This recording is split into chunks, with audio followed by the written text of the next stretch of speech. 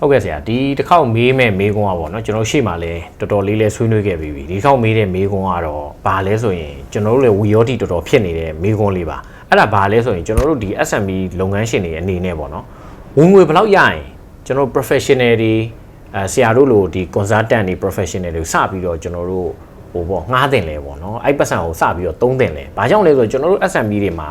ဟိုပတ်စံသုံးရတာအရန်ကို conscious ဖြစ်တယ်ပေါ့လေတော်တော်လေးကိုတတိထားနေရတယ်ဘာလို့ဆိုတော့ကျွန်တော်သေးတာအောင်အဲ့တော့ဟိုဘလောက်ဝင်ငွေရရင်ကျွန်တော်စပြီးသုံးတင်လဲဆိုတာဆရာရဲ့အကြံလေးလဲကျွန်တော်တို့ကြားချင်ပါတယ်ဆရာဟုတ်ကဲ့အဲ့တော့ကိုသက်စစ်မေးကွန်းအရန်ကျွန်တော်အရန်ကောင်းတဲ့မေးကွန်းပါအဲ့တော့လုပ်ငန်းတစ်ခုကိုဘယ်ချိန်မှာစတင်လဲဆိုတာသူ့ရဲ့ဝင်ငွေပေါ်ကိုကြည့်ရတဲ့စာရင်ဒီလုပ်ငန်းရဲ့ function တွေဘယ်လောက်ထိရှုပ်ထွေးနေပြီလဲပါဝင်ပတ်သက်တဲ့ဝန်ထမ်းတွေဘယ်လောက်များပြီလဲနောက်ပြီးတော့ကိုကသူတို့ကို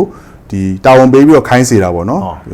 ကိုယ်တိုင်မလုပ်တော့ဘဲနဲ့ခိုင်းစေတာဘေး area တွေရှိပြီလေအဲ့ပေါ်မှာမူတည်တယ်ကိုယ်တိုင်မကင်ထိတွေ့ကင်တွေ့တာမရှိတော့ဘူးဆိုရင်ဒါ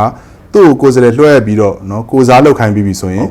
ဒီ risk ကစပြီးတော့ NDA ရှိလာပြီပေါ့နော်ဒီဆုံးရှုံးနိုင်ခြေတွေစပြီးပေါ်လာပြီပေါ်လာရင်အဲ့ဒီဟာကိုကာကွယ်ဖို့အတွက်ကျွန်တော်တို့အစီအမံတစ်ခုလောက်ရအောင်မယ်အဲ့တော့ခုနကကျွန်တော်ရှေ့မှာပြောခဲ့သလို internal control system တွေပါလာမယ်နော် financial accounting တွေပါဒါအခြေခံတကယ်လို့လုပ်ငန်းရှင်တွေကဒီငွေကြေးကိုသတိထားပြီးသုံးစွဲရဆိုလို့ရှိရင်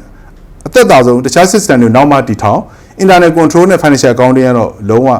အရင်တည်ထောင်သင့်တယ်ပေါ့နော်ဒါဆိုရင်သူကကိုက်အဲ့တော့ကျွန်တော်တို့ဘယ်လိုမျိုးလုပ်သင့်တယ်လို့ဟုတ်လားဟို justify ပေါ့နော်ဘယ်လို reason เนาะအကြောင်းအရာပြမလဲဆိုရင်ကျွန်တော်တို့ NDA ရှိတဲ့ပမာဏ300ဆိုတော့ဟုတ်ကဲ့ဒါဆို300ဆုံးရှုံးနိုင်ရှိရင်ကျွန်တော်တို့အဲ့300မဆုံးရှုံးနိုင်ခြေကိုကာကွယ်ဖို့အတွက်ဘယ်လောက်သုံးပါလဲဒါကွက်ကိုတွက်ချက်လို့ရပြီပေါ့နော်အဓိကအဲ့ဒါပဲဒါဆိုလို့ရှိရင်ဟိုရှင်းရှင်းလင်းเนาะဟိုမြင်မယ်လို့ထင်ပါတယ်နောက်ပြီးတော့ system တက်ဆင်ပေးတယ်ဆိုတာကလည်းလုပ်ငန်းကိုလည်းဒီစနစ်ကျလက်ပတ်အောင်လုပ်ပေးသလိုလုပ်ငန်းရှင်ကိုလည်းအဲ့ဒါနဲ့ပတ်သက်တဲ့ knowledge ကိုကျွန်တော်တို့ကเนาะပြန်လည်သင်ကြားပေးတာဖြစ်တယ်ပေါ့အဲ့တော့ရေရှည်အတွက်တော့အခုတော့ရောဒါအကျိုးရှိတယ်เนาะဆိုတော့ဒီမိကုန်းကိုပြန်ပြီးအချင်းချုပ်ရရင်ဟောပေါ့နော်ကျွန်တော်တို့ဘလောက်ငွေပမာဏဆိုတာတတ်မှတ်ထားခြင်းမရှိဘူးပေါ့နော်အဓိကဥ